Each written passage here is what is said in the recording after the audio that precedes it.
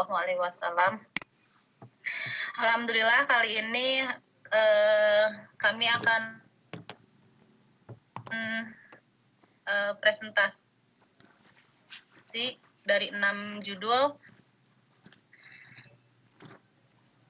tugas setelah UTS. Nanti mohon bantuannya Bu Firial untuk membuka screen-nya, karena saya terkendala di laptop suka loading gitu. Saya mulai saja. Di sini saya telah melakukan penelitian di salah satu sekolah di Kabupaten Cianjur, lebih khususnya di Kecamatan Pacet, karena judulnya menganalisis kurikulum akidah akhlak. Jadi saya mengambil penelitian di MIS Al-Manar Pacet Cianjur dengan menganalisis kurikulum akidah akhlak menggunakan landasan filosofis, teologis, dan sosiokultural dari kelas 1 sampai kelas 6. Penelitian saya belum dibuka ya. Penelitian yang saya lakukan itu hari Senin tanggal 13 November 2023. Saya langsung berbincang dengan kepala sekolah, juga dengan guru-guru saat itu.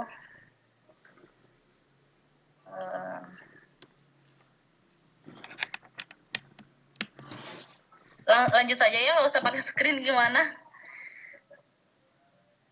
latar belakang pendidikan di MI peserta didik? Tentunya dalam nilai-nilai Islam, kurikulum akidah di MI ini memiliki untuk memahami dan mengamalkan ajaran agama Islam, sehingga dalam pembelajaran akidah perlu juga memperhatikan landasan filosofis, teologis, juga psikologis, dan sosiokultural. Penelitian kurikulum akidah di MI ini kelas 1 sampai kelas 3 itu 4 sampai 6 itu menggunakan pendekatan mata pelajaran. Di sekolah ini tidak terlalu banyak menggunakan metode, khususnya metode-metode yang metode ceramah. Kalau ada kisah-kisah Nabi, itu baru menggunakan media-media pembelajaran yang lain. Terpuji, dan ini di MI ini mendahulukan kurikulumnya itu mengenai akhlak terpuji, karena memang akhlak itu bisa ditentukan itu dari kecil ya, bagaimana dibiasakannya siswa tersebut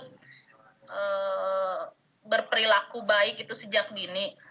Pendekatan ini juga menggunakan pendekatan dan kepala sekolah juga berperilaku baik di lingkungan sekolah maupun di luar sekolah, agar peserta didik juga mencontoh perilaku guru-guru, khususnya perilaku yang begitu. Selanjutnya ini ada saya menanyakan kepada kriteria keberhasilan sih melibatkan kebiasaan dan menjauhi perilaku yang mencerminkan dengan guru-guru mencontohkan perilaku yang baik kepada siswanya.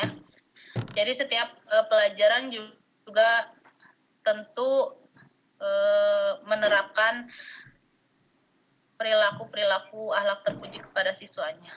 Kemudian screen yang keempat ini susunan kurikulum mata pelajaran akidah akhlak di MIS Al-Manar Pacet Cianjur ini menggunakan kurikulum yang standar dari pemerintah ya, struktur kurikulum madrasah ibtidaiyah, di mana untuk kelas 1 hingga kelas 3 ini diterapkan melalui pendekatan tematik, sementara untuk kelas 4 sampai 6 menggunakan pendekatan mata pelajaran.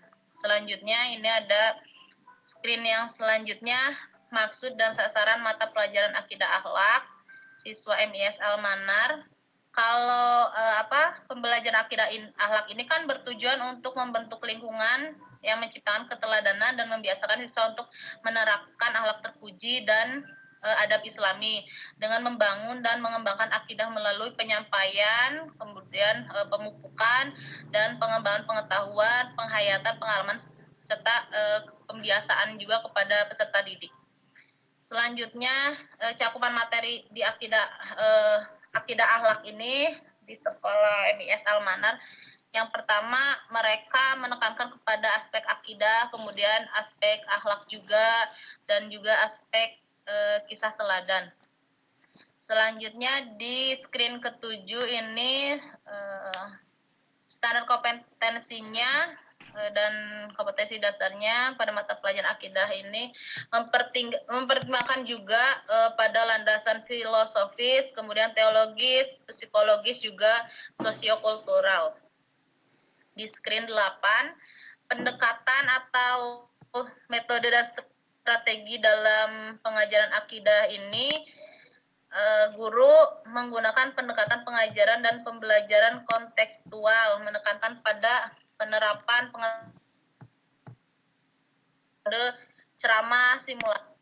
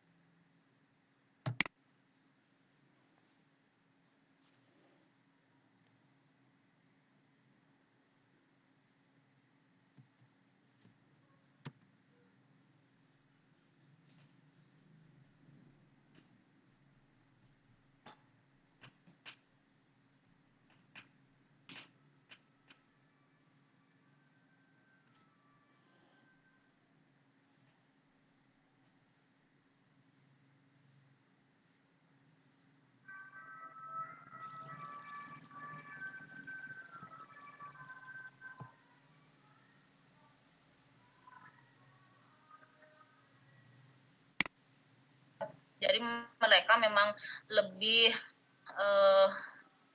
menekankan pada keimanan dan adab kepada peserta didik. Hal ini juga tercermin dalam penyusunan standar kompetensi dan kompetensi dasar yang membahas pemahaman keimanan, juga kalimat thayyibah dalam materi-materi pembelajaran akidah akhlak ini. Juga pembiasaan akhlak terpuji dan penghindaran akhlak tercela. Setiap proses pembelajaran pasti ditekankan seperti itu, sehingga lama-kelamaan peserta didik ini terbiasa dengan hal-hal yang baik dan menghindari hal-hal yang buruk. Evaluasi yang diterapkan juga baik tercantum dalam kurikulum maupun aplikasi pembelajaran akidah di MI cenderung lebih banyak menggunakan jenis evaluasi formatif dan sumatif dengan bentuk tes tertulis, juga tes lisan yang menekankan kepada aspek kognitif peserta didik. Penggunaan tes ini juga memfokuskan pada aspek psikomotorik dan kognitif, masih kurang umum ya. Jadi sebentar.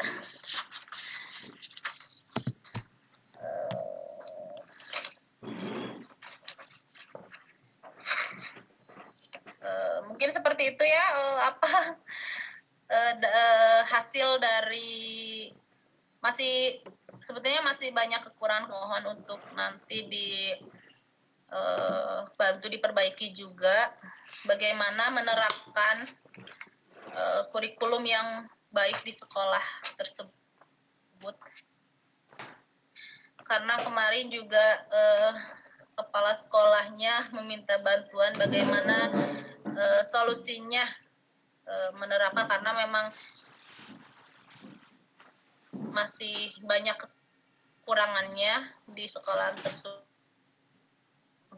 untuk menggunakan metode-metode yang jauh lebih kekinian begitu.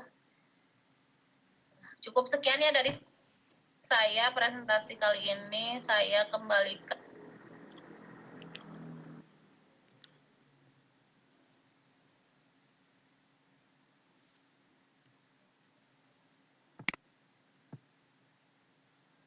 Ya, dilanjut lagi.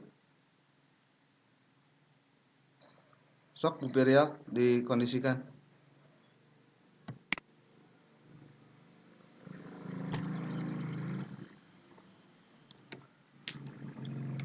Oke, terima kasih kepada Bu Irma yang telah mempresentasikan artikel Ibu. Mungkin selanjutnya yaitu pemaparan dari Ibu Laila Tuanoroh. Kepada Ibu Laila, disilakan. Terima kasih Bu Firial. Suaranya ketangkep nggak? Mohon maaf. Ya, mohon maaf saya agak nggak kondusif dalam perjalanan menuju kampus, jadi lagi di rest area cari tempat yang sepi di rest area. Gimana tuh? Bentar. Saya mau tanya. Jangan lupa rest area.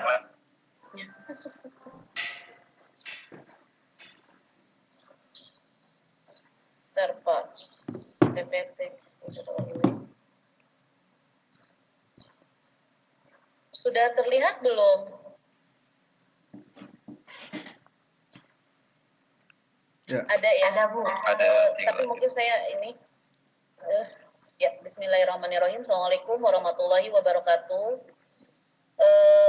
Kali ini materi yang saya buat adalah tentang analisis kurikulum merdeka pada mata pelajaran fikih kelas 7 di Madrasah Sanawiyah. Kebetulan saya penelitiannya di Madrasah Sanawiyah Jaris di Serang. Yang saya teliti adalah kurikulumnya. Jadi sebenarnya saya ada dua yang rencananya itu sama-sama tentang fikih. Hanya saja yang satu lebih cenderung kepada RPP-nya, di mana saya menelaah satu RPP dari milik guru itu sendiri gitu, itu untuk jurnal selanjutnya, kemungkinan jurnal yang kedua.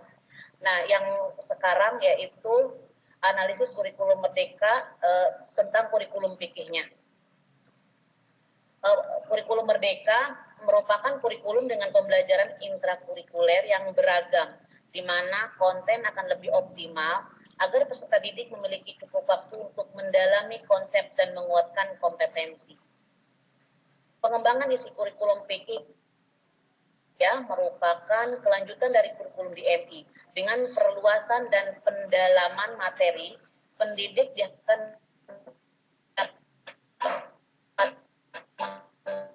mengembangkan metode pembelajaran, melibatkan peran semua unsur sekolah, orang tua, siswa, dan masyarakat untuk mendukung tujuan tersebut.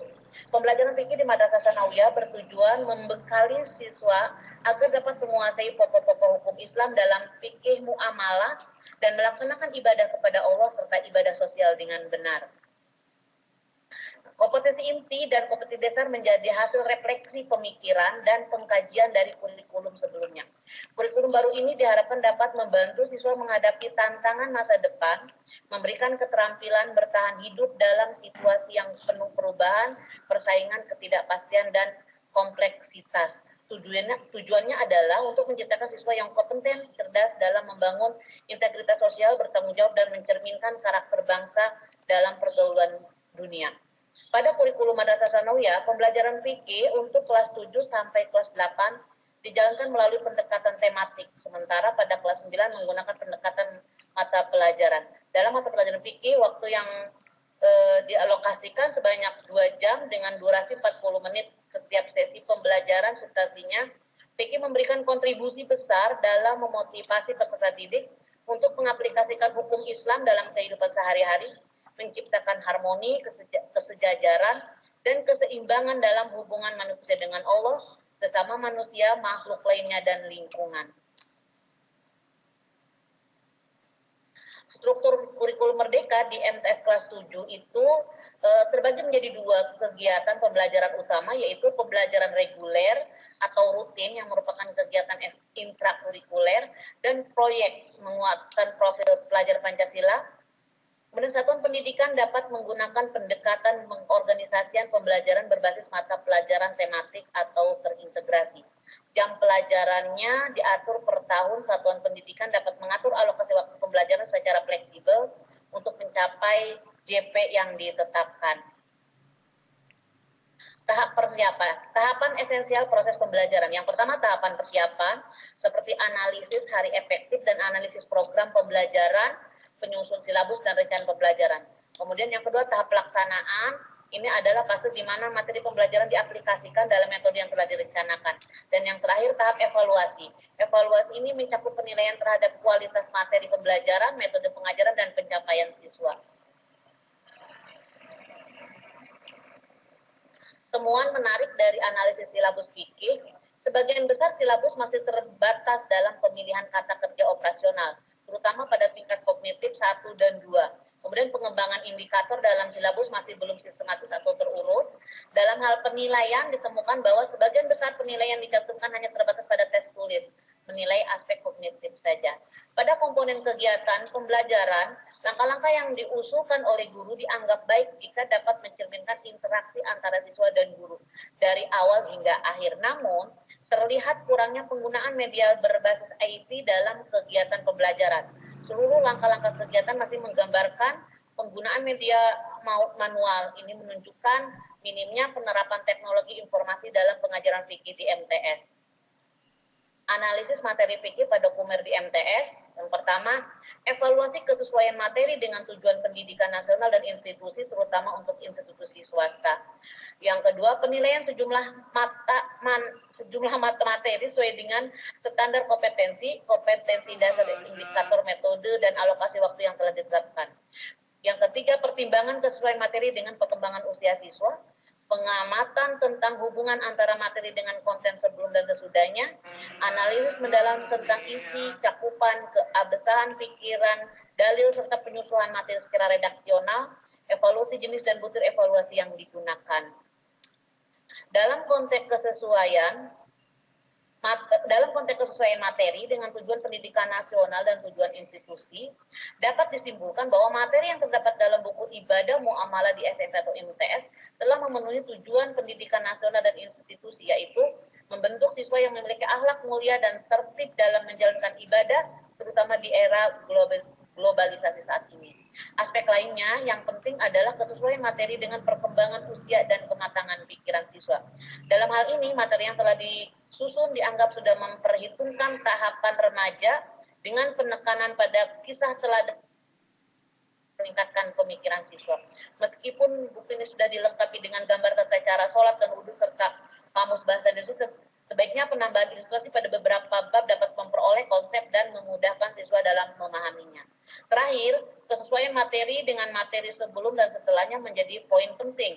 Buku pendidikan ibadah muamalah MTS kelas 7 menyajikan tema-tema yang berkaitan dengan bersuci, wudhu, mandi wajib, sholat fardu, sholat berjamaah, dan topik-topik terkait. Dengan urutan yang bertahap, materi ini dianggap sesuai dan dapat memberikan pemahaman yang baik kepada siswa. Bahwa kurikulum dibuat berdasarkan beberapa landasan.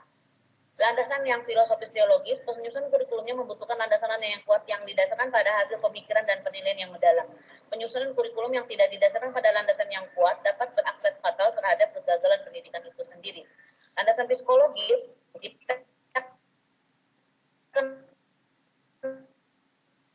lingkungan teman sebaya, mengajarkan melaksanakan pembelajaran yang dapat dinilai sehingga siswa mampu menentukan pilihan yang stabil dan menjadi pegangan bagi dirinya.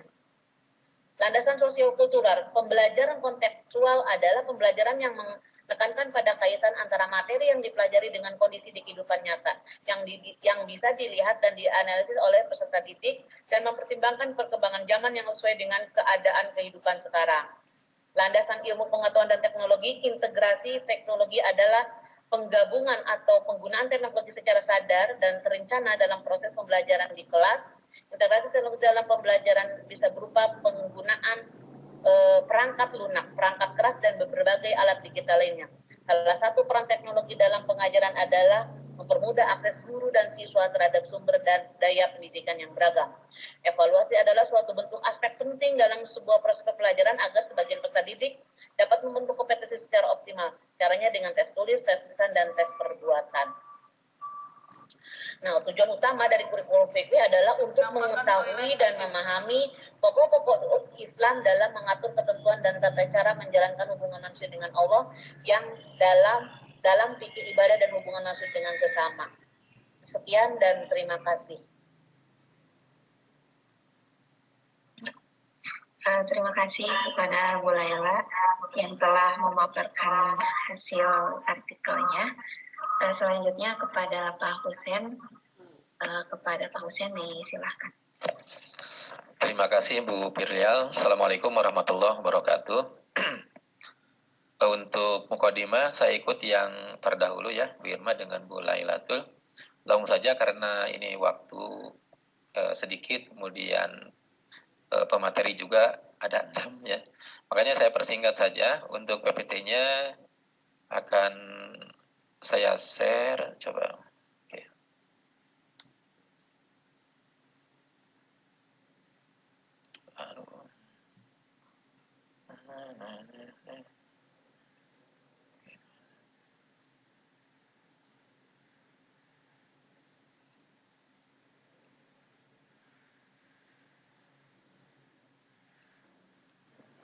Imagine how be able to speak in English, present in English. Lihat videonya mau di Ayunda, kok jadi?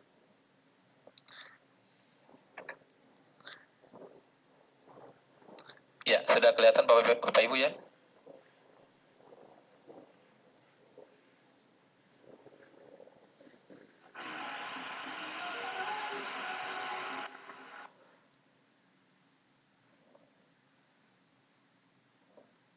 Gimana Bapak Ibu, udah kelihatan? Atas. Ya, siap. Baiklah, untuk pembahasan hari ini saya akan mencoba membahas tentang analisis kurikulum pada mata pelajaran akidah akhlak di kelas 10. Nah, sebetulnya dalam pembagian tugas ini tidak termasuk akidah akhlak ya, yang dicantumkan di sana tentang akidah saja. Hanya saya ingin meneliti tentang kurikulum yang ada di Madrasah Aliyah, khususnya di kelas 10, yaitu pada mata pelajaran akidah akhlak. Nah, terkait penelitian saya, ini ada kaitannya dengan bahan ajar atau buku ajar yang ada di Kementerian Agama, yaitu melalui KMA 183 tahun 2019. Nah, kemudian pemerintah telah mengeluarkan buku ajar, yaitu buku akidah akhlak dengan edisi revisi yang disesuaikan dengan KMA 183. Hanya saja mungkin buku yang beredar sekarang itu ketika kurikulum sudah berganti, yaitu kurikulum merdeka, tetapi kalau bukunya itu tidak berganti, masih kurikulum yang kemarin. Nah, ini perlu kita bahas karena saya melihat di sisi lain buku tersebut ada beberapa yang mungkin harus direvisi, artinya harus disesuaikan dengan kurikulum yang diberlakukan sekarang. Baiklah Bapak Ibu, di sini ada beberapa slide yang akan saya tampilkan. Yang pertama, ini adalah tantangan pendidikan yang dihadapi oleh Indonesia saat ini adalah rendahnya mutu pendidikan dari satu tingkat ke tingkat berikutnya. Dan ini ada dalam artikel Widianingrum tahun 2016. Ini bisa diterima atau tidak, tetapi ini mungkin udah jadi penelitian sebelumnya, gitu ya, bahwa memang diakui atau tidak terdapat rendahnya mutu pendidikan yang ada di madrasah kita atau di sekolah kita. Kemudian salah satu langkah untuk meningkatkan mutu pendidikan adalah melalui penyempurnaan kurikulum. Ini merupakan salah satu solusi yang ditawarkan oleh Yurni dan Bakti tahun 2016, bahwa beliau mengatakan untuk meningkatkan mutu pendidikan itu salah satunya dengan menyempurnakan kurikulum. Dan kita di Indonesia sebetulnya penyempurnaan kurikulum dari periode tahun ke tahun itu sudah dilakukan. Mulai dari sejarah kurikulumnya dengan yang begitu panjang 2014, bahkan sebelum-sebelumnya gitu ya, sampai tahap sekarang 2013, kemudian kurikulum merdeka, dan mungkin insya Allah akan diganti lagi kurikulum yang baru seiring dengan Menteri Pendidikan yang baru mungkin ya. Dan menurut Sentingan akan diganti Kurmer itu dengan kurikulum nasional kan. Kurikulum ini menjadi sesuatu yang baik. Nah, setiap kurikulum juga disertai dengan buku ajar yang menjadi pedoman dan sumber belajar bagi pendidik dan peserta didik. Namun kenyataannya buku ajar atau buku yang diberikan oleh Kementerian Agama atau pemerintah itu masih menghadapi beberapa masalah terkait kualitas yang perlu terus diperbaiki. Jadi ada beberapa penelitian yang mengatakan bahwa buku ajar yang beredar itu yang ada di tangan-tangan para pendidik maupun peserta didik itu harus melalui penyempurnaan yang lagi, sehingga harus disesuaikan dengan beberapa landasan ya, baik landasan filosofis, teologis, sampai dengan perkembangan iptek.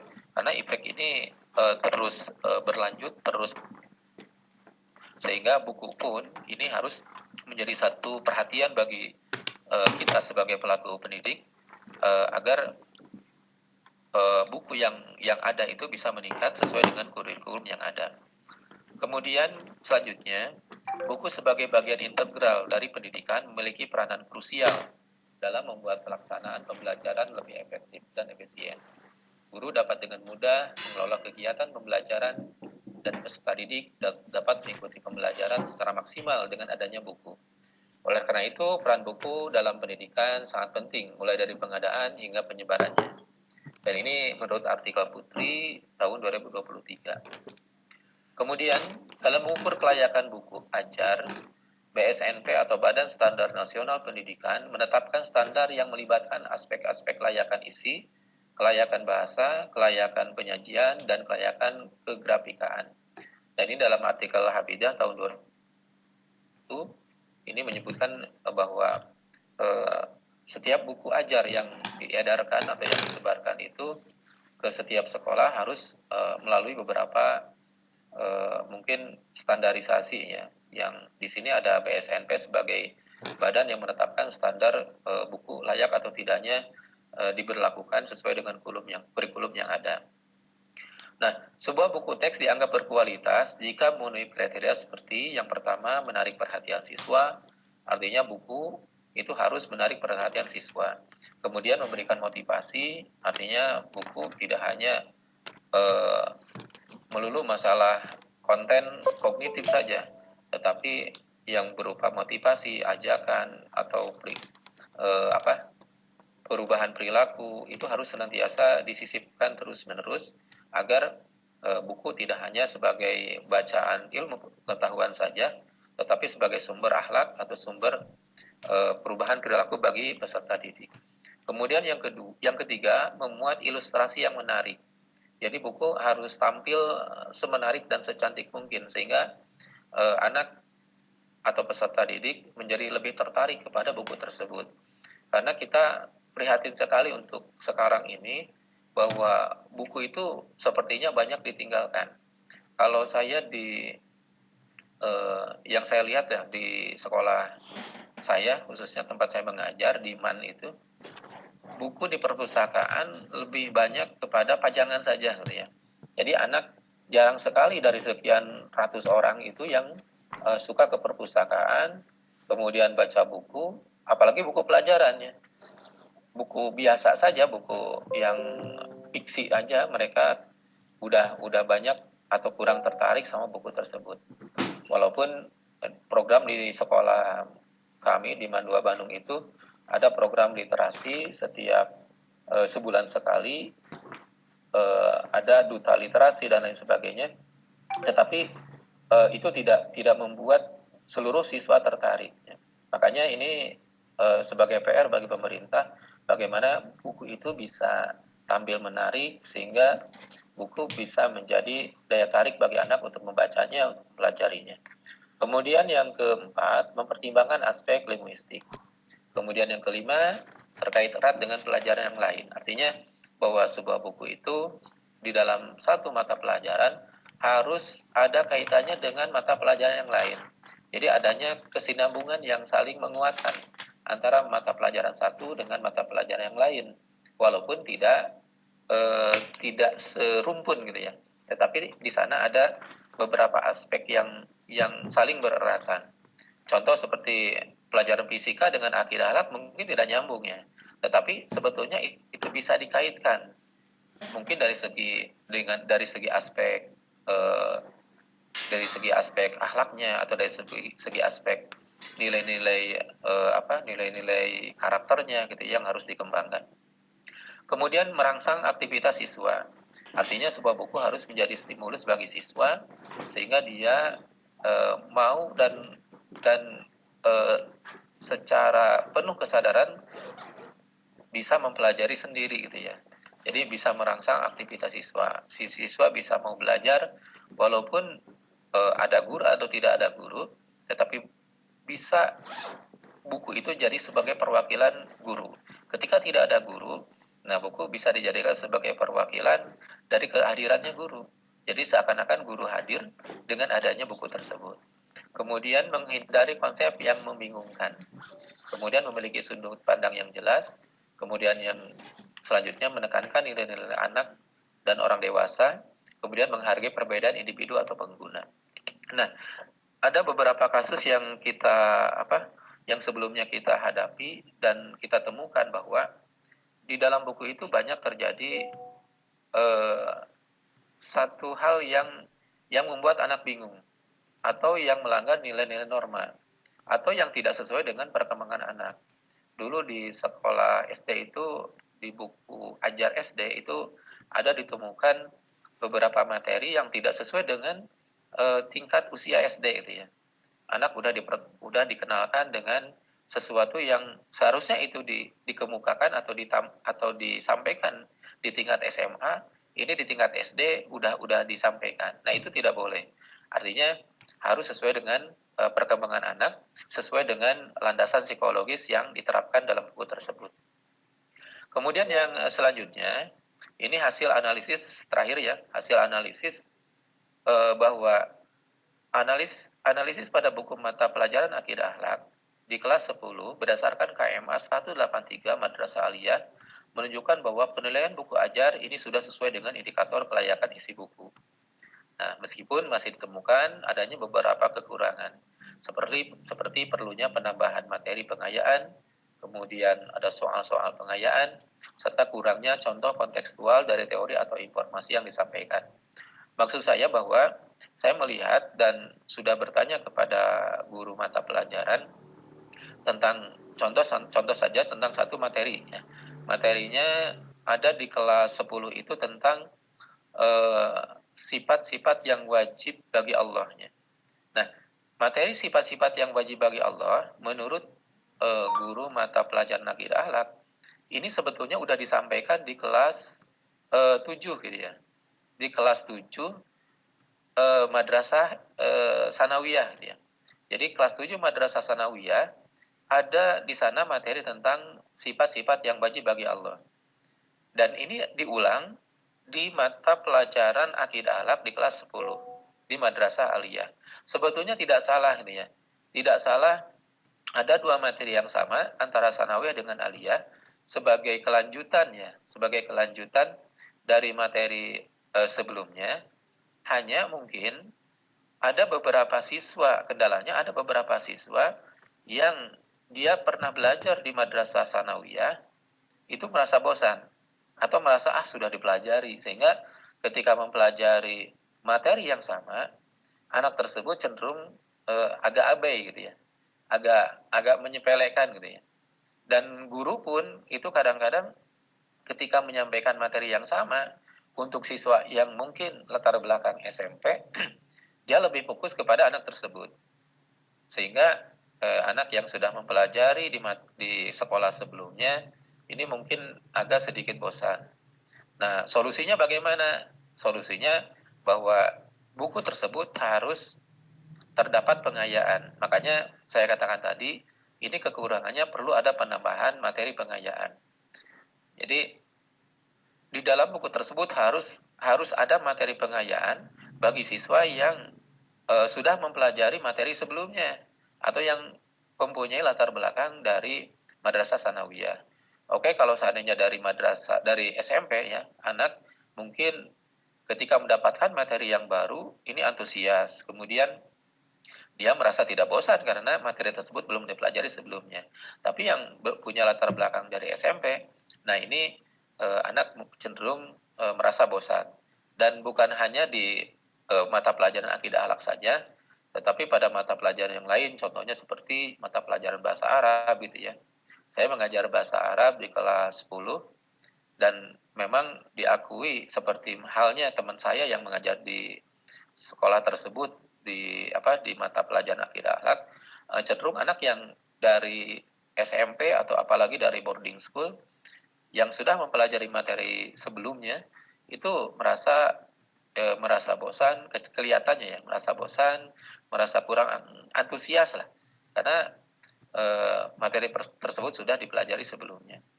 Nah ini analisis dari buku ajar akidah akhlak di kelas 10. Kemudian buku ajar ini secara umum ya telah memenuhi standar penempatan tata letak yang baik, kemudian kelayakan bahasa yang sesuai dengan tingkat perkembangan peserta didik. Hanya sekali lagi yang saya soroti adalah tidak adanya materi pengayaan dan soal-soal pengayaan.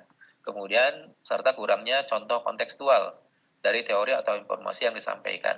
Maksud dari contoh kontekstual itu adalah contoh yang bisa menghubungkan antara teori di materi tersebut dengan kehidupan nyata anak didik.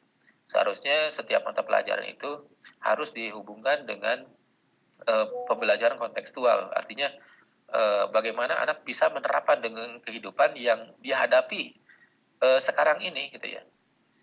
Nah itu PR kita dan PR pemerintah gitu ya, agar menyempurnakan buku ajar yang ada sehingga buku ajar tersebut bisa dijadikan sebagai panduan, sebagai bahan rujukan gitu ya, bahan rujukan dan pegangan bagi para pendidik yang ada di sekolah. Mungkin dari saya itu saja. Terima kasih Bu Pirya atas waktunya. Assalamualaikum warahmatullahi wabarakatuh. Waalaikumsalam warahmatullahi wabarakatuh. Terima kasih Pak Hussein. Mungkin selanjutnya untuk mempersingkat waktu juga akan disampaikan oleh Pak Ganjar. Kepada Pak Ganjar disilakan.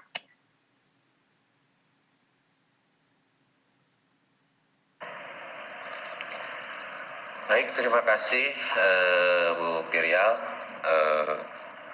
Terima kasih juga kepada Bapak dosen yang telah hadir bersama kita semua pada hari Jumat berkah ini.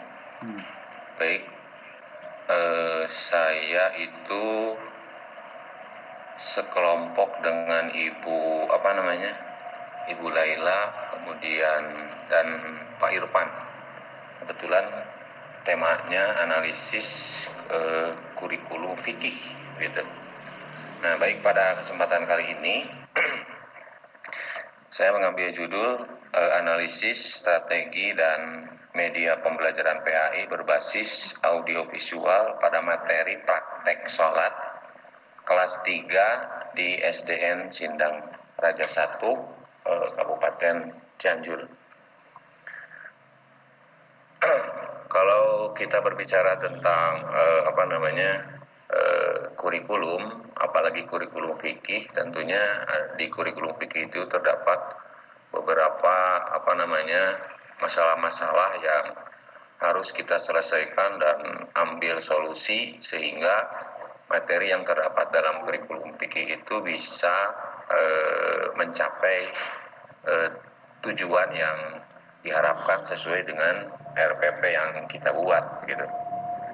Nah, tetapi ketika melihat fenomena pembelajaran PAI saat sekarang, khususnya terkait dengan praktek sholat, di materi praktek sholat kelas 3. Kenapa ada materi praktek sholat di kelas 3? Karena di kelas 3 SD ini, khususnya di Sindang Raja 1, di SD Sindang Raja 1, masih menggunakan kurikulum 13 begitu. Jadi yang memakai kurikulum Merdeka itu hanya kelas 1, 2, kemudian 4, 5, sementara untuk kelas 3 dan kelas 6 itu masih memakai kurikulum 2013. Nah, dalam kurikulum 2013 itu di kelas 3 semester 1 itu ada materi pembahasan tentang praktek, salah satu materinya itu praktek sholat. Nah, ini kebetulan dipegang oleh Bapak Ade Jamaludin, SPDI gitu. Nah, terkait hal itu, karena memang sholat itu merupakan hal yang sangat urgent bagi setiap muslim begitu, maka ada beberapa permasalahan dan tantangan yang perlu ditingkatkan begitu, baik itu tentang pemahaman, kemudian penghayatan dan pengaplikasian dari sholat tersebut begitu. Nah, tapi kadang-kadang tidak hanya murid kelas 3 SD saja, kita pun tentunya masih belum dikategorikan, saya khususnya masih belum bisa dikategorikan sholat teh khusyuk begitu pokoknya. Jadi tingkat kekhusyuan seseorang itu tentunya dipengaruhi oleh tadi pengetahuan tentang apa itu sholat, kemudian arti dari setiap yang kita sholat, kemudian digabungkan juga dengan gerakan. Jadi tentunya ini menjadi sebuah masalah yang perlu kita teliti lebih jauh, sehingga ada hal-hal yang baru, kemudian cara baru, strategi baru, sehingga bisa meningkatkan pengetahuan, kemudian aspek kognitifnya, kemudian aspek afektifnya dan psikomotornya gitu.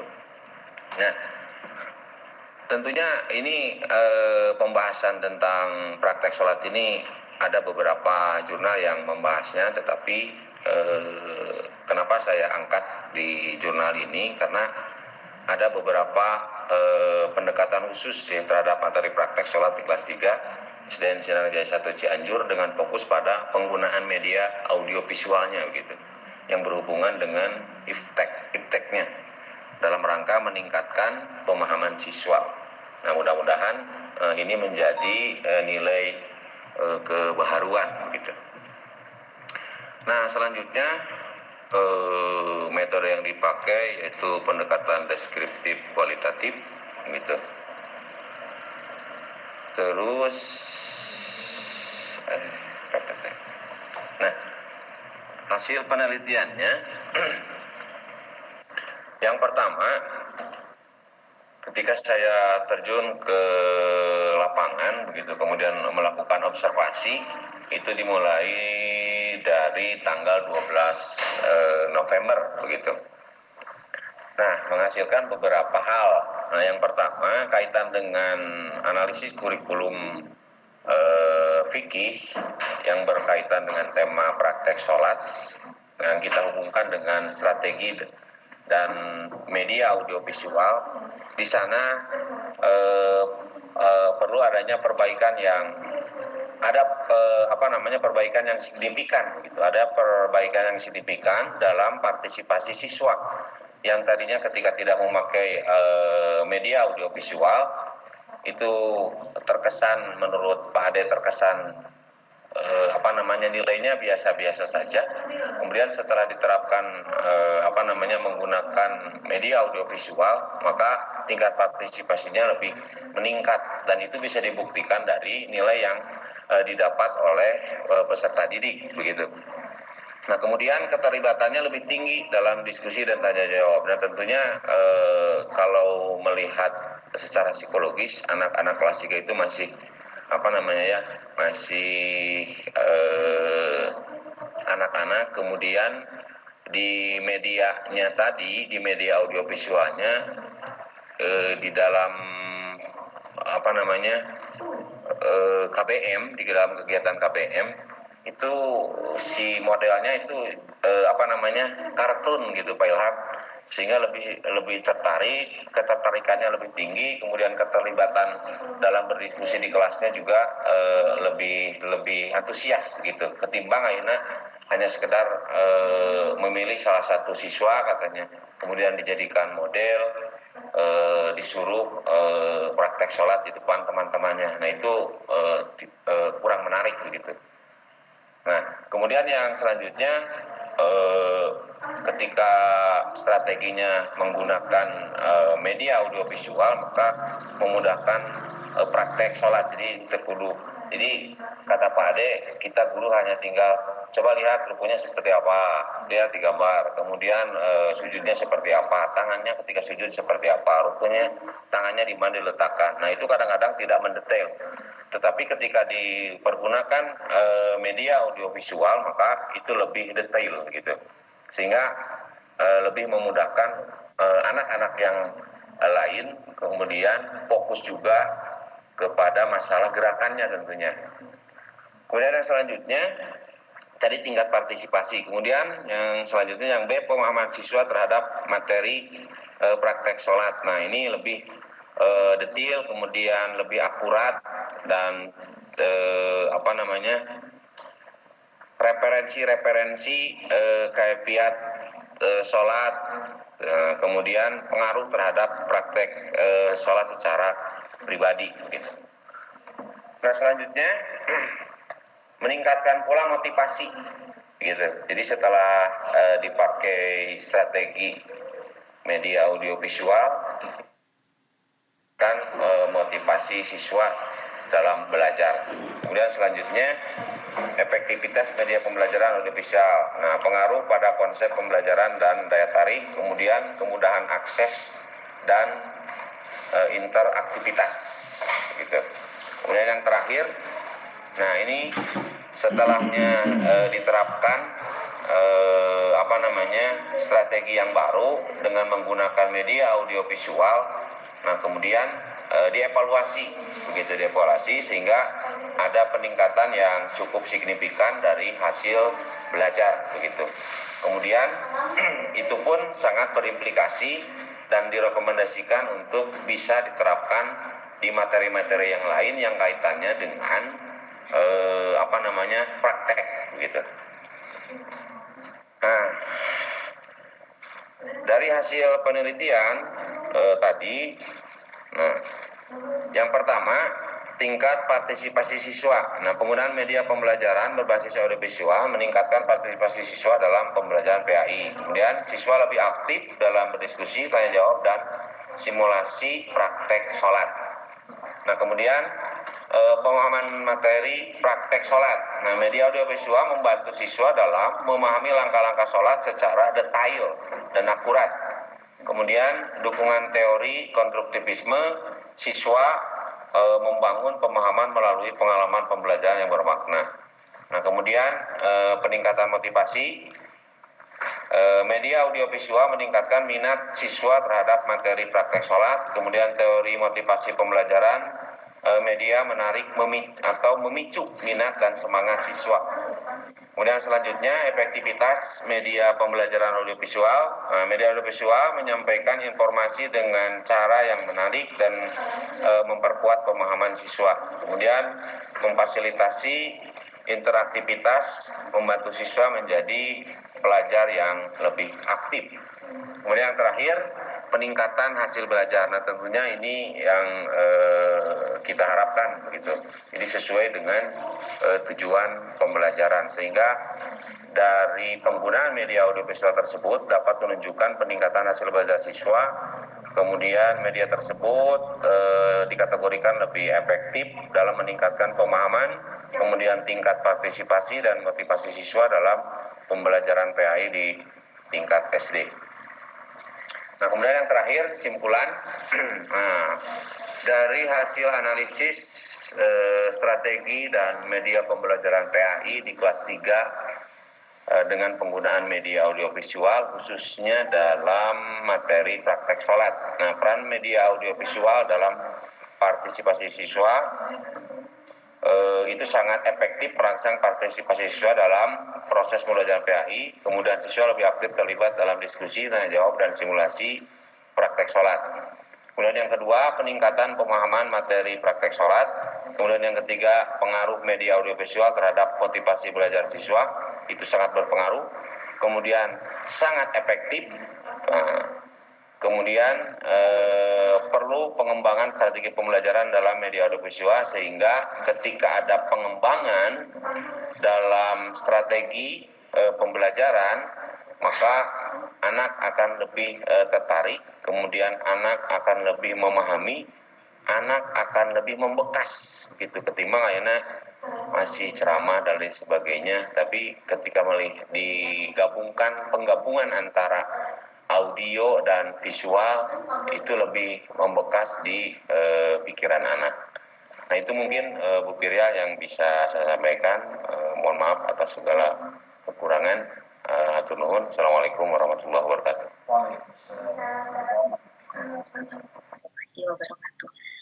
Terima kasih Pak Ganjar atas pemaparannya mengenai analisis strategi dan media pembelajaran ya. Selanjutnya pemateri terakhir dari Pak Irfan. Pada Pak Irfan disilakan. Siap. Bikin share screen dulu.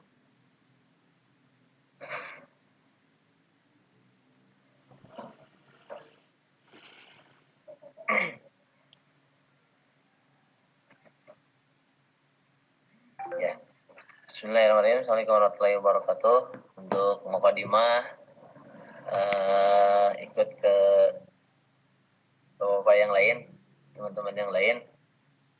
Yang akan saya bahas adalah analisis kurikulum fikih madrasah aliyah ditinjau dari sosiokultural.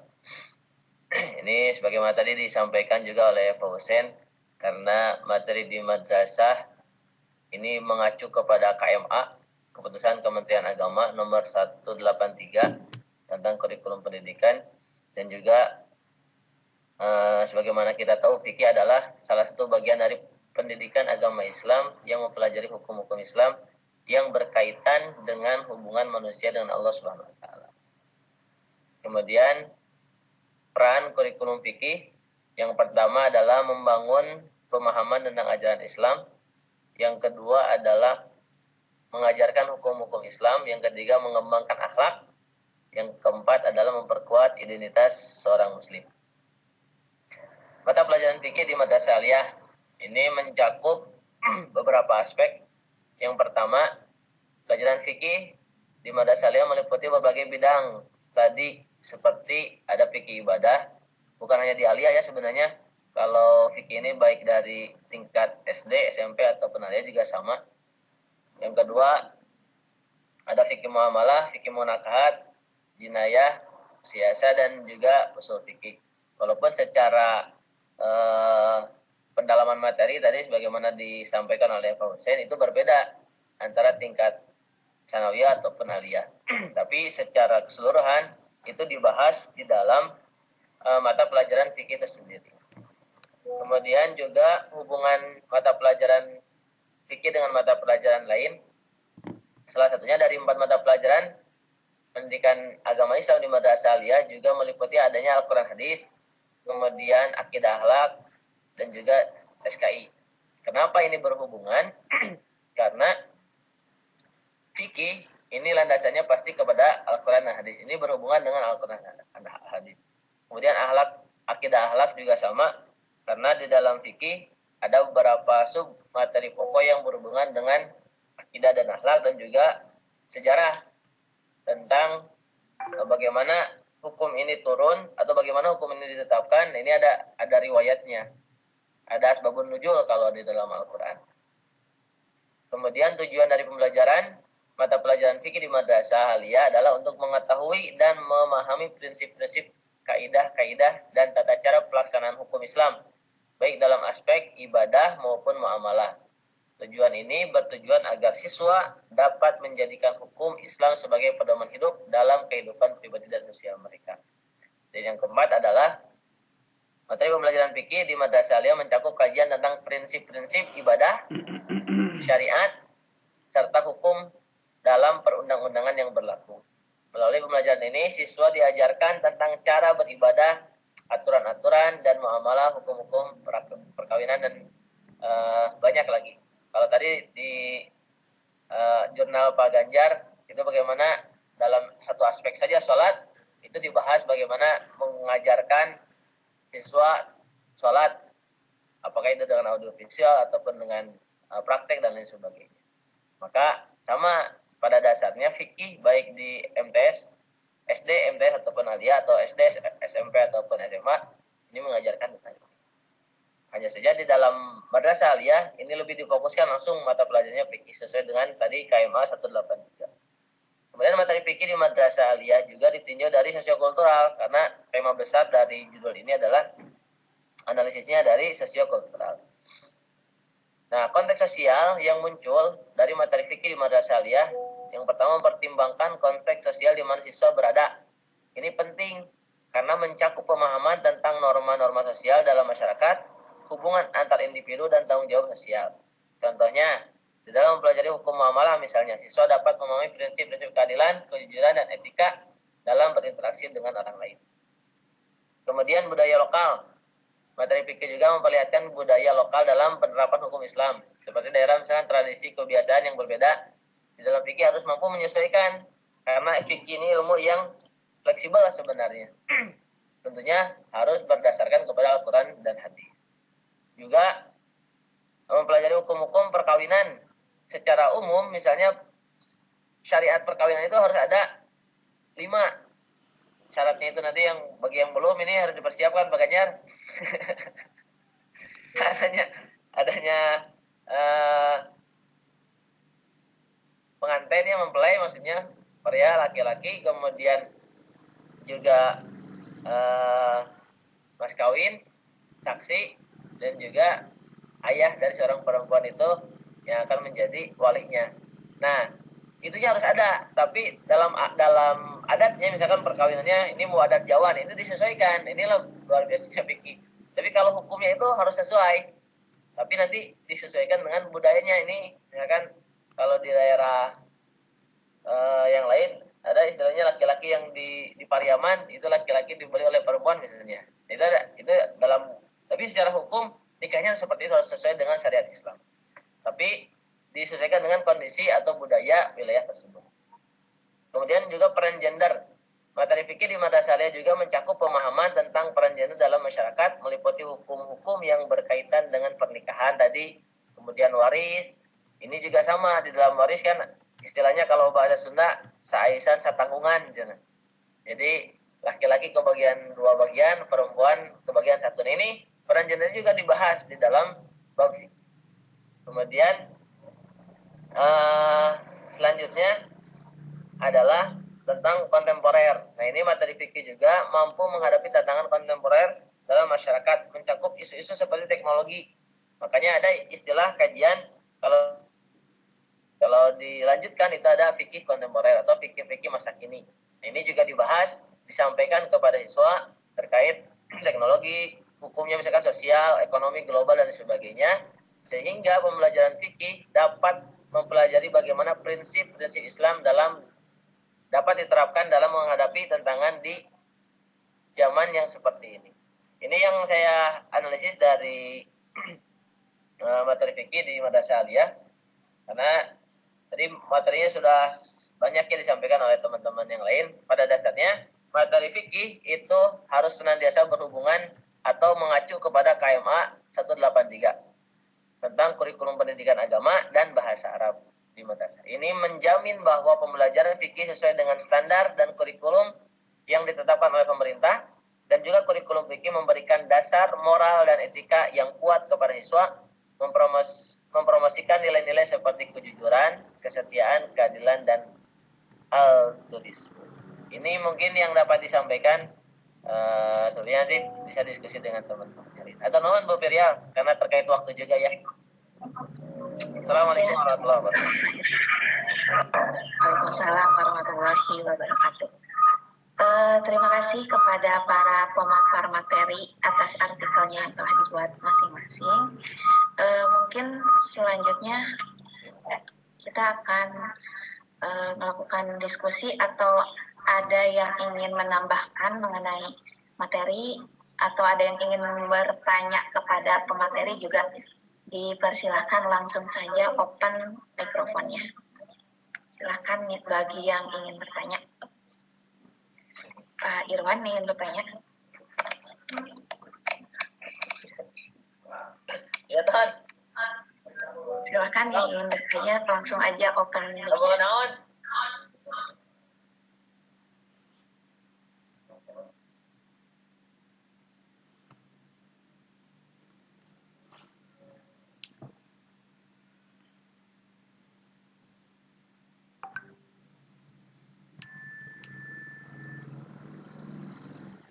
Mengapa Irwan? Loh, bener dia mikrofonnya hilang.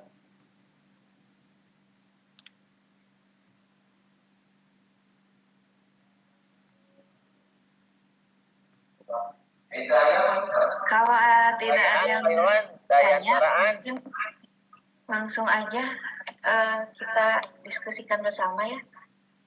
Kita serahkan kepada Bapak dosen, kepada Bapak dipersilakan. Jangan dulu saya tuh. Masa jempling bae ini gimana? Diskusi teh. Ada Pak Irwan Bopirial. Kan saya suaraan Pak Irwan. Jangan dulu, jangan rusak aja dulu. Irwan eta koyong naro saurna. Sok. Pakai HP atau Pak Irwan? Enggak ada suaranya. Yang lain juga dulu boleh lah, nggak usah dulu kagok-kagok lah. Sok. Ya, silakan Bapak Ibu yang ingin bertanya. Langsung saja open mic-nya.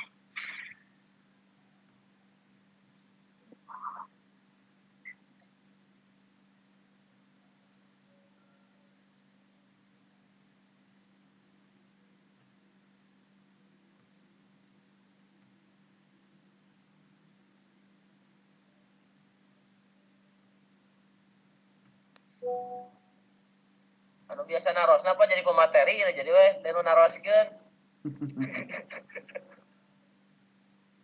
Ayo.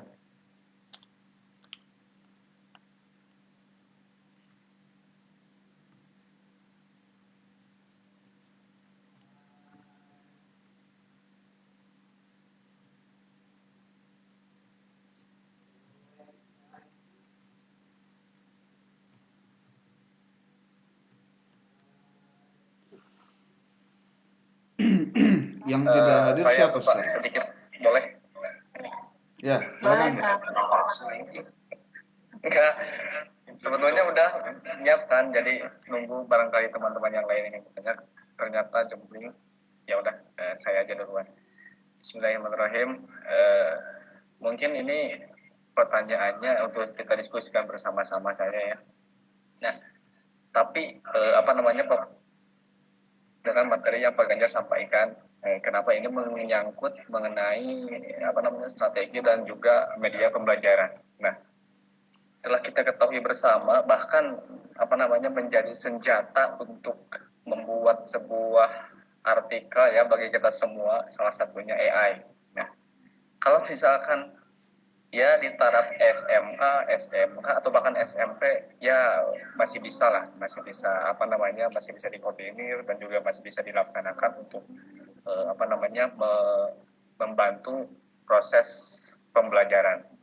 Tapi kalau misalkan AI ini kita coba diterapkan di jenjang SD nih, soalnya kan anak-anak SD sekarang beda dengan karakter dan juga gaya belajarnya dengan anak-anak SD yang ya kita zaman kita lah, zaman dulu.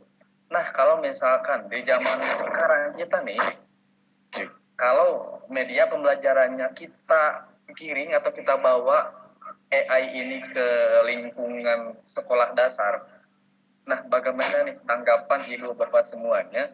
Karena memang dari segi gaya belajar, karakter. Mungkin apa namanya, kalau misalkan media dan pembelajarannya berbasis internet, salah satunya berbasis AI, kalau misalkan anak-anak jenjang sekolah dasar kita giring ke internet, mungkin tidak akan susah ya. Nah, tapi apakah memang tidak berbahaya kalau misalkan AI ini dijadikan sebuah media pembelajaran di lingkungan sekolah dasar? Karena kan AI itu kita tahu bersama lah, kita klik maunya apa, perintah kita apa, jebret gitu, nggak perlu apa namanya, nggak kayak searching di Google gitu, harus cari dulu, diklik dulu linknya, kalau nggak sesuai balik lagi. Nah, kalau AI kan nggak seperti itu. Nah, apakah tidak berbahaya gitu? Mungkin itu sih apa namanya yang bisa saya ajukan untuk kita diskusikan bersama-sama. Terima kasih.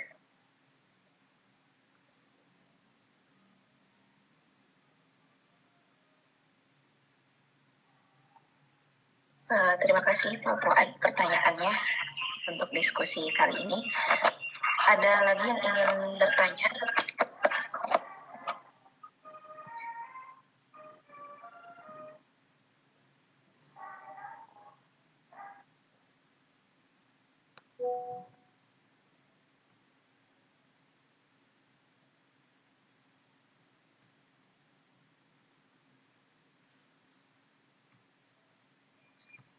Dijawab dulu Pak Ganjar lah. Jawab dulu aja mungkin. Ya, silakan. Baik, terima kasih Pak Fuad.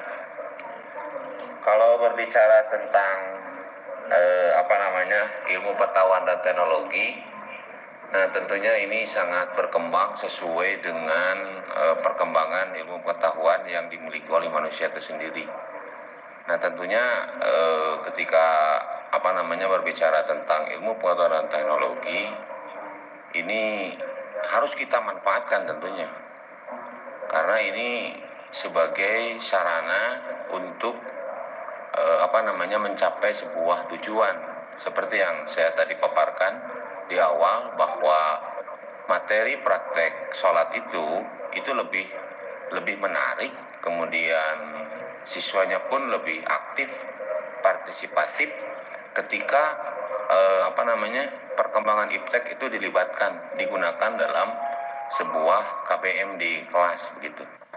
Nah, tetapi tentunya ada hal-hal yang harus kita pantau, apalagi yang menggunakannya anak-anak SD begitu. Jadi Pak Fuad, tong bujang-bujang kita memberikan tugas ya, misalkan coba cari contoh-contoh akhlak terpuji. Nah, coba kalian cari di atau googling misalnya begitu Pak Fuad. Nah tentunya kalau kita arahkan di AI itu lebih bagus begitu. Nah tetapi perlu pendampingan khusus begitu, sebab tadi ada nilai plusnya, ada juga nilai minusnya. Tetap konten-konten yang diakses oleh anak kita, khususnya di anak-anak SD, itu tetap harus ada dalam pengawasan orang tua gitu. Jadi akunna seperti yang telah kita bicarakan sebelum-sebelumnya, akun dari handphone, kalau handphone yang digunakan, atau laptop, kalau laptop yang digunakan, tetap harus ada dalam pantauan kita selaku orang tua ataupun guru gitu, sehingga kita bisa melihat konten apa yang mereka akses. Kemudian ada juga privasi keamanan dan sebagainya dilihat begitu. Nah tentunya ini sangat baik kalau menurut saya selama perkembangan ilmu dan teknologi itu digunakan untuk hal-hal yang positif dan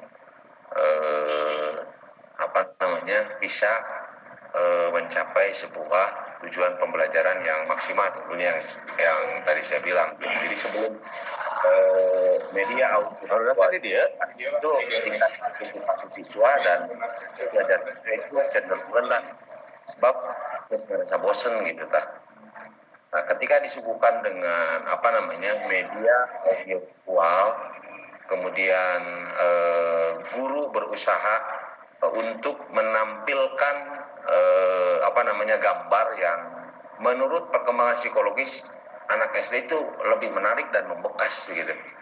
Nah itu tentunya salah satu keuntungan begitu.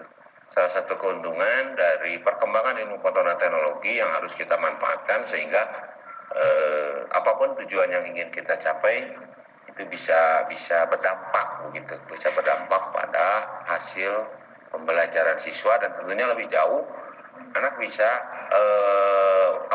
konsisten istiqomah dalam menjalankan praktek keberagamaannya khususnya dalam praktek sholat kalau melihat apa yang tadi saya awal sampaikan. Mungkin itu Pak Puan. Ada ada sisi positif, ada sisi negatif begitu. Jadi kalau penggunanya kalau leho anak SD ya harus dipantau gitu dalam pengawasan. Dan menurut saya Pak Dandi pun tetap harus dalam pengawasan gitu karena sifatnya masih anak-anak dan belum nikah gitu. Ada dalam pantauan orang tua. Jadi akun Pak Dandi harus disematkan juga di akun orang tuanya gitu sehingga apa yang diakses oleh Pak Dandi itu bisa dilihat juga riwayatnya oleh orang tuanya. Itu terima kasih. Boleh ditanggapi dulu Pak? Boleh.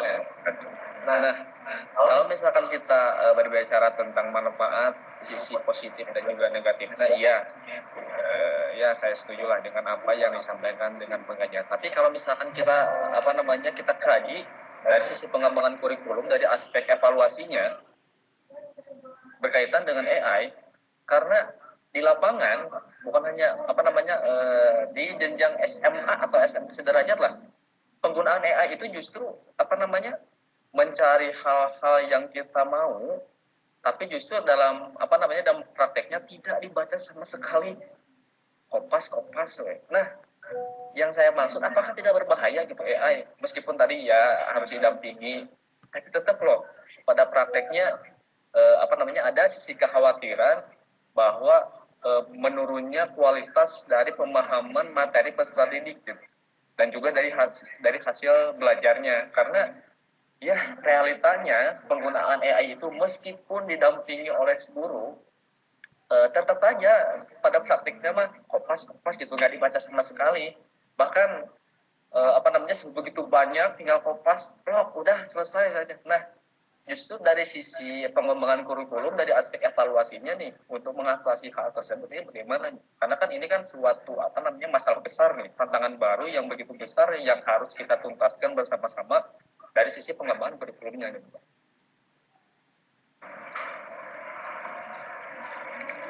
Baik, kalau berbicara tentang sisi buruknya, tentunya itu kekhawatiran, itu wajar-wajar saja kalau menurut saya. Nah, tetapi di setiap perkembangan itu, kalau di Chrome juga sama, Pak Puan, begitu. Dan ilmu modernan dari AI lebih artificial intelligence, lebih pintar, jadi apa yang kita inginkan itu selalu dikasih begitu jawabannya. Bari ayah nu nyambung wae oge. Nah tentunya ini tidak akan menurunkan tingkat kecerdasan kalau menurut saya, tapi justru meningkatkan tingkat kreativitas dan inovasi begitu. Jadi lamun orang cara berpikirnya sudah negatif begitu, tentunya kita terus curiga ka budak teh dua buaya. Jadi bawaannya sudahnya tuluy gitu. Nah tentunya mindsetnya yang harus kita rubah. Jadi mudah-mudahan dengan ilmu pengetahuan dan teknologi yang ada sekarang begitu, kemudian fasilitas tersebut digunakan untuk mendukung sarana pendidikan. Nah kita positif thinking saja kepada anak-anak didik kita begitu. Lamun kurang ditinggali, itu sedang melakukan hal-hal yang positif dan mendukung pembelajaran mereka. Nah terlepas dari belakang kita, nah itu mah lain tanggung jawab orang gitu kan, orang malin Allah cara kita cek patar seorang gitu. Jadi adapun hasil dan lain sebagainya, orang harus berusaha maksimal memantau dan lain sebagainya. Kemudian berhubungan dengan perkembangan ilmu pengetahuan teknologi, itu sangat bagus menurut saya. Jadi kalau ada berpikir jadi kreatif, justru lebih kreatif kalau menurut saya, lebih kreatif gitu. Jadi lebih namanya progresif lah, lebih pangharupna naon gitu. Sebab kalau dulu kan harus beli buku, baca dan sebagainya sebelum ada ilmu pengetahuan teknologi. Akhirnya guys AI dan sebagainya. Kenapa kita tidak memanfaatkan itu sebagai sarana pendukung begitu? Di dunia pendidikan. Nah, adapun sisi negatifnya itu mah sangatkeun we ke Allah selama kita bisa menanamkan nilai-nilai kemudian sikap-sikap yang positif kepada anak didik kita, tetap dengan memberikan batasan-batasan gitu. Jadi dari abur begitu saja. Kalaupun yang digunakan di kelas, berarti kita harus sebelumnya nih ada batasan-batasan tertentu. Kita memberikan sedikit perhatian atau warning kepada anak-anak. Jadi fokus pada materi atau tugas yang Bapak berikan. Jadi di luar tugas eta wayahna lamun kapangi ditalapung gitu atau dihukum. Begitu mungkin. Jadi kenapa tidak sih digunakan? Jadi ulah underestimate lah gitu. Ulah underestimate lah justru dengan adanya perkembangan ilmu pengetahuan teknologi itu sangat membantu. Jadi menurut saya itu membuat tingkat kecerdasan seorang lebih tinggi gitu daripada Rocky Gerung mending pintar kena ChatGPT gitu. Itu mungkin Pak Wan. Ya, terima kasih Pak Ganjar. Ya, memang bukan seudon, tapi lebih kekhawatiran atau emang sama dengan seudon yang beda. Jadi lebih kekhawatiran saya sih melihat perkembangan teknologi yang begitu amat luar biasa, ya berakibat nantinya takutnya berakibat terhadap pemahaman materi dan juga hasil belajar peserta didik yang nantinya berefek besar terhadap pembentukan karakter siswanya sih. Ya, terima kasih Pak Ganjar. Atau barangkali dari Ibu Pak sekalian yang lain. Bu Iis,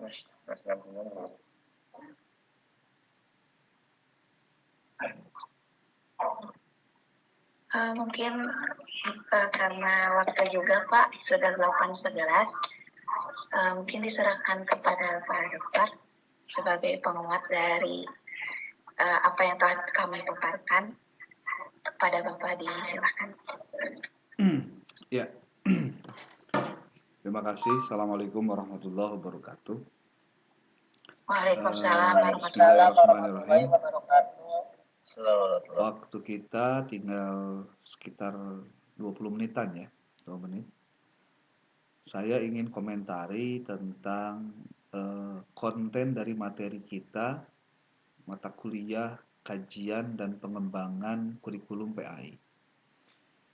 Saya sudah buat instrumen untuk Anda melakukan penelitian.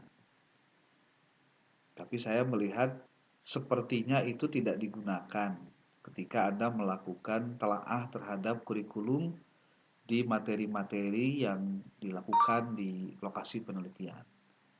Salah satu indikasinya adalah ketika di dalam naskah artikel itu hasil risetnya tidak dimasukkan ke dalam temuan hasil. Yang seharusnya itu dimasukkan berdasarkan apa gitu. Jadi kalaupun Anda mau menggunakan instrumen sendiri ketika melakukan riset, silakan. Tetapi saya mohon nanti semua hasil risetnya itu dikumpulkan. Jadi Bu Firial, tolong dicatat ke teman-temannya, diingatkan. Pertama, mohon dikirimkan nanti di dalam Google Drive atas nama masing-masing.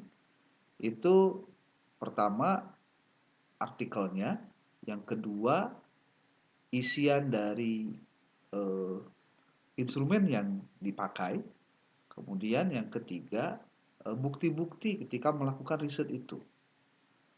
Jadi jangan sampai kita ada waktu 2 minggu melaksanakan riset itu, tapi kok kayaknya sama-sama juga hasilnya gitu kan, jangan sampai kejadian begitu ya. Mohon ini diingatkan. Jadi nanti penilaian terhadap mini research ini tidak hanya artikelnya, tapi proses menyusun proses dalam penelitian, dalam risetnya, sehingga mahasiswa punya data untuk dia ambil untuk menyusun naskah artikelnya. Dan ketika memaparkan, memang faktual sesuai dengan apa yang terjadi di lapangan gitu. Saya tidak mendengar tadi dari paparan dari teman-teman yang semuanya itu ketika berbicara tentang visi misi lembaga pendidikannya. Coba koreksi saya kalau salah ya, koreksi saya kalau salah. Jadi begini, apakah Anda memahami bahwa mata pelajaran yang ada di lembaga pendidikan itu hakikatnya adalah tools yang dipakai untuk pencapaian tujuan dari pencapaian visi misi lembaga yang itu merupakan turunan dari visi misi pendidikan nasional. Termasuk di dalamnya pendidikan Islam, kalau lembaganya lembaga pendidikan Islam. Terlihat dari apa? Salah satunya dilihat dari yang namanya visi misi itu pasti ada output yang terkait dengan siswa. Terwujudnya siswa yang bla bla bla bla bla bla. Itu kan menjadi pertanyaan. Kontribusi mata pelajaran PAI di lembaga pendidikan yang Anda research itu punya nggak power untuk mengarah pada pencapaian tujuan itu? Sehingga maaf ya, kajian tentang kurikulum itu bukan hanya sebatas pelajarannya dibedah, tapi si guru yang mengajar pun dia tahu bahwa dia punya misi dengan mata pelajaran ini dalam rangka pencapaian tujuan pembelajaran, dalam rangka pencapaian tujuan visi misi lembaga, dalam rangka pencapaian menghasilkan siswa yang menjadi muslim, menjadi mukmin, menjadi muhsin yang kita bahas di pertemuan pertama. Jadi tidak berhenti hanya sebatas dia mengajarkan itu. Nah, maksud saya yang saya sering ulang-ulang, yang kemudian saya juga nggak tahu nih apakah saya yang terlalu punya ekspektasi tinggi sehingga pada saat saya melihat hasil-hasil risetnya, saya malah jadi mikir, apa saya yang salah ngasih instruksi gitu? Apa memang saya yang salah ngasih instrumen gitu? Sehingga kok jauh panggang dari api gitu maksudnya. Makanya saya berharap kalau ada momen begini, Anda tuh lebih baik banyak bertanya gitu loh. Untuk ini risetnya harus kayak gimana. Supaya sesuai dengan arah dan tujuan yang ingin dicapai gitu. Jadi kalau saya boleh mengatakan begini, coba Anda baca lagi deh RPS yang saya kirim di awal. Coba lihat materi materi diskusi sesi 2 itu isinya apa gitu. Coba deh baca deh. Kalau Anda nggak baca itu, saya yakin ini artikelnya bakal kieu-kieu wae. Itu. Bisa dipahami nggak pernyataan saya? Jadi kalau misalkan Anda kalaulah Anda tidak membaca pedoman dari RPS yang dulu pernah dibagikan termasuk instrumen yang saya kasih kemarin, ya tadi akan jadi keliru. Saya tidak melihat, mohon maaf ya, ini sebagai kritik juga kepada teman-teman pada saat memaparkan itu, bagaimana penjelasan tentang materi itu ditinjau dari sisi-sisi yang kemarin kita sudah bahas. Yang sebetulnya itu kalau dikaji, kajiannya filosofis loh gitu maksudnya. Coba deh dibaca. Saya menyusun itu bukan tanpa pertimbangan. Sebentar, bisa habis baterai. Saya akan lebih senang sebetulnya kalau Anda banyak bertanya untuk sebutnya bertanya tentang, Pak, saya nggak ngerti nih nyen artikel untuk sesi 2 teh kumaha sih sebenarnya gitu. Saya tuh pengen itu yang saya pengen dapatkan, tapi Anda tuh terlalu pintar untuk bertanya gitu. Jadi diem gitu. Oh, paham berarti. Maksud saya jadi paham. Jadi saya jadi husnudon wae gitu. Padahal ternyata memang betul. Saya harus skeptis gitu pada mahasiswa karena untuk urusan-urusan tertentu ternyata kadang hasilnya juga tidak sesuai dengan harapan gitu. Coba deh dibuka lagi. Kalau Anda lagi pegang laptop, pegang handphone, coba Anda buka deh tulisan saya, dua. Satu, RPS yang pertama, yang kedua itu tentang petunjuk pengerjaan petunjuk pengerjaan materi pedoman instrumen lembar observasi wawancara dan dokumen untuk materi di pertemuan sesi 2. Itu punten ya kalau saya boleh sedikit cerita. Itu mikirna edan-edanan itu hanya sebatas gimana carana bisa menghasilkan contoh nih di lembar observasinya. Lembar observasi hasil penelitian dengan judul Analisis Kurikulum Hadis pada Mata Pelajaran Al-Quran Hadis MTS kelas 7. Di situ ada observasinya. Hanya untuk menunjukkan apa. Coba Anda lihat, coba. Kalau Anda sambil lihat handphonenya atau sambil lihat laptopnya, coba dibuka. Di hasil observasi yang pertama, tujuannya adalah pembelajaran terdefinisi dengan jelas dan sesuai dengan standar kompetensi yang diharapkan. Itu tujuannya, kita ingin tahu. Apakah landasan teologisnya dalam mata pelajaran itu gimana sih sebenarnya? Coba dilihat deh. Landasan filosofis teologis. Coba Anda baca tujuan mata pelajaran hadis, yang contoh saya ambil ilustrasi yang hadis. Tuliskan di kolom ini bagaimana Anda menganalisis landasan filosofis teologis yang terdapat dalam tujuan mata pelajaran materi hadis pada materi Al-Quran Hadis kelas 7. Berarti Anda mengkaji tujuan dari materi itu secara filosofis teologis. Ditulis di dalam kolom ini, Pak, tabel ini. Beres dianalisis, tentu nanti analisisnya adalah sesuai dengan temuan Anda. Belum nanti dianalisis di pembahasan, belum. Ini baru analisis untuk mendapatkan temuan dari tujuan mata pelajaran berdasarkan landasan-landasan ini.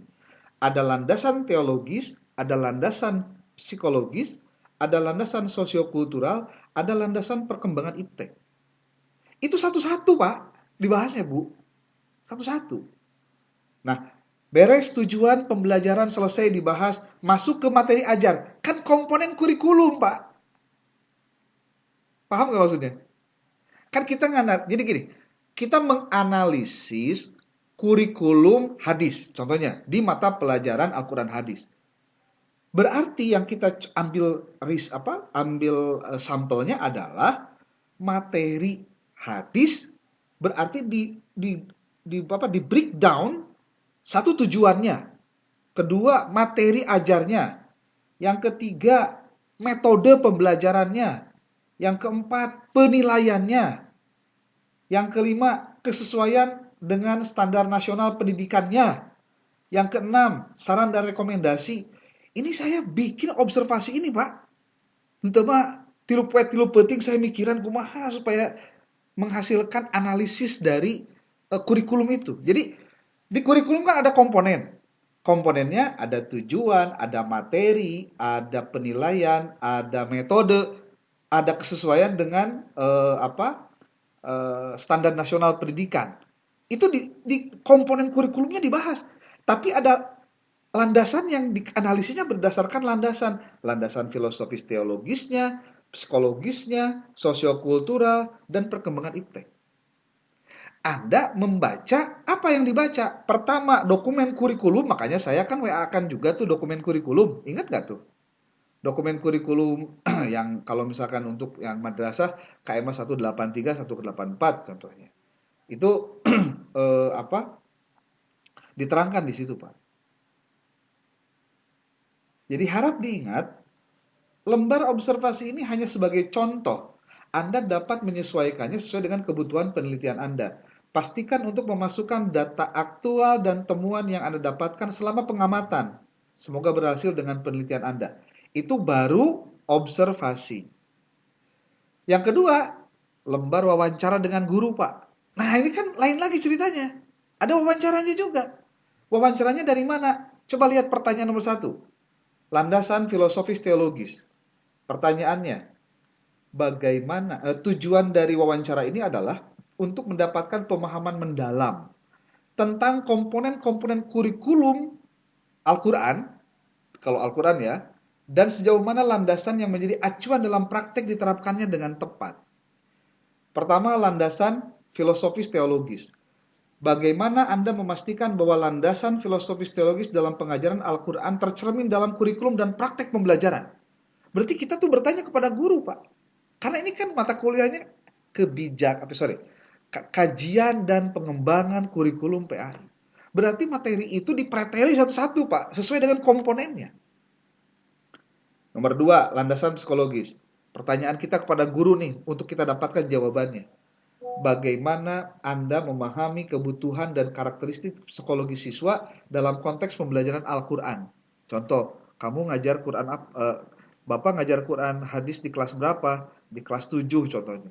Nah, menurut Bapak nih, dalam rangka memahami kebutuhan dan karakteristik secara psikologis, kira-kira Pak, apa yang harus disiapkan terlebih dahulu agar mereka itu siap belajar? Contohnya gitu, Pak. Jadi, ya itulah. Ya. Kemudian pertanyaan ketiga, bagaimana kurikulum Al-Quran mempertimbangkan konteks sosial dan budaya siswa dalam proses pembelajaran? Nomor 5, bagaimana Anda mengintegrasikan perkembangan ilmu pengetahuan dan teknologi dalam pengajaran Al-Quran? Yang keenam, bagaimana sistem evaluasi dalam kurikulum Al-Quran memastikan bahwa tujuan pembelajaran tercapai dengan efektif? Ini pertanyaan-pertanyaan yang menurut saya harus dijawab oleh guru berdasarkan pengalaman dia. Nanti Anda bakal tahu, Pak, sampai di mana sebetulnya seorang guru bisa memahami apa yang akan diajarkan. Jadi lamun tema orang kajiannya di pasca ini adalah kajian tentang kurikulum PAI, dipreteli satu-satu. Anda merasa, kok kia-kia amat sih mata kuliah teh? Ya memang ini kajiannya beda, Pak. Karena kita harus mengkajinya dengan benar, karena ini kajian dan pengembangan PAI. Bisi kia maksudnya, mata pelajaran Al-Quran hadis, materinya tentang Quran, tapi tidak menjadikan anak jadi soleh, anak jadi mukmin, jadi muslim, jadi apa? Jadi muhsin. Wah, ngapain, Pak? Jauh panggang dari api. Gitu. Coba, saya pengen komentar dulu deh. Ini ada waktu 4 menit. Gimana kira-kira yang barusan saya jelasin, Pak? Itu baru lembar studi dokumentasi dengan lembar wawancara. Belum satu lagi, lembar studi dokumentasi, Pak. Di situ ada tuh. Coba Anda lihat tuh, ada tabel temuan komponen kurikulum berdasarkan tinjauan filosofis teologis. Itu satu paket, Pak. Anda lihat itu. Wih, itu iya lamun nyieun artikel dengan menggunakan instrumen. Iya, Pak. Saya mah punya feeling sigana can aya nu nyieun siga kieu, Pak. Serius. Ima husnudon ya, husnudon kan perlu husnudon oge nya. Tapi sigana memang rada berat sih sigana. Saking ku beratnya jadi teu digawean. Jadi ngabin sorangan we gitu tanya tugas teh. Pokoknya asal beres we gitu paparan. Aduh, saya tepok jidat lagi. Ini kayaknya memang loba teuing Zoom meeting jadi loba nu teu connect ya masalahnya ya. Ya kudu ya saya pastikan minggu depan saya harus offline. Bu Virial, tolong disampaikan ke teman-teman ya. Minggu depan insya Allah saya pasti offline. Karena minggu depan konon kabarnya tanggal 30 itu akan ada sidang. Dan pasti saya nguji. Hari Jumatnya pasti saya akan standby di kampus. Jadi besok minggu depan tolong dipastikan ya kita semua bisa hadir kelas. Ya. Begitu. Coba saya minta ada komentar dulu dari Anda. Boleh dong? Baik, Pak. Dari saya, Pak. Ya, silakan. Satu ditutup, Pak. Pak Irwan, satu ditutup ininya. Ditutup ininya, Pak. Suaranya bukan wajahnya. Wajah mah jangan ditutup, Pak.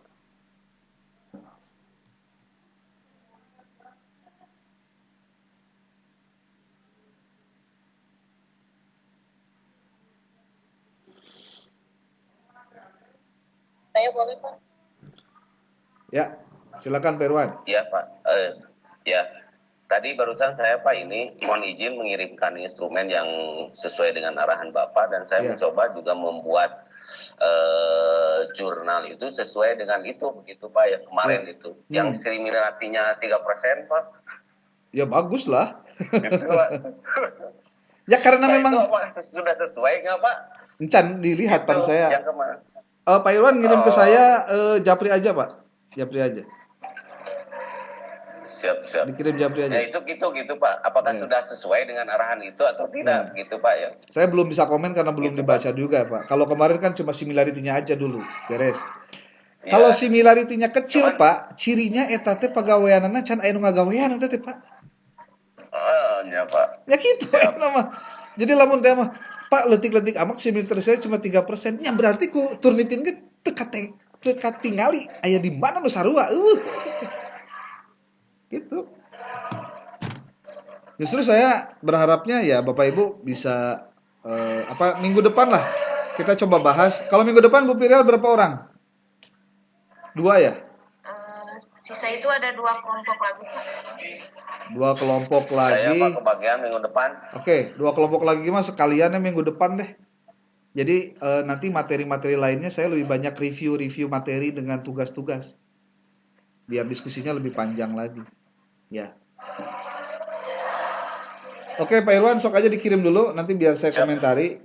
Dan teman-teman yang lain, nah ini juga buat yang tadi presentasi, terima kasih Anda sudah bersusah payah membuat, itu pun perlu diapresiasi ya.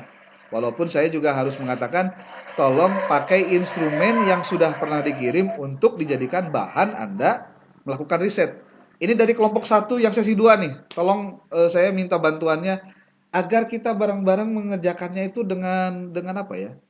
Dengan sesuai gitu aja gitu maksudnya.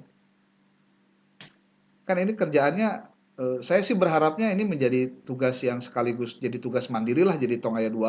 Tapi ini harus benar Pak masalahnya ini. Perlu benar. Kan ini harus dipublish Pak. Kalau nggak dipublish, aduh sayang ini. Ya. Oke. Bu Pirial gitu aja ya teman-teman. Terima kasih. Iya Pak. Ya. Assalamualaikum warahmatullahi wabarakatuh. Waalaikumsalam.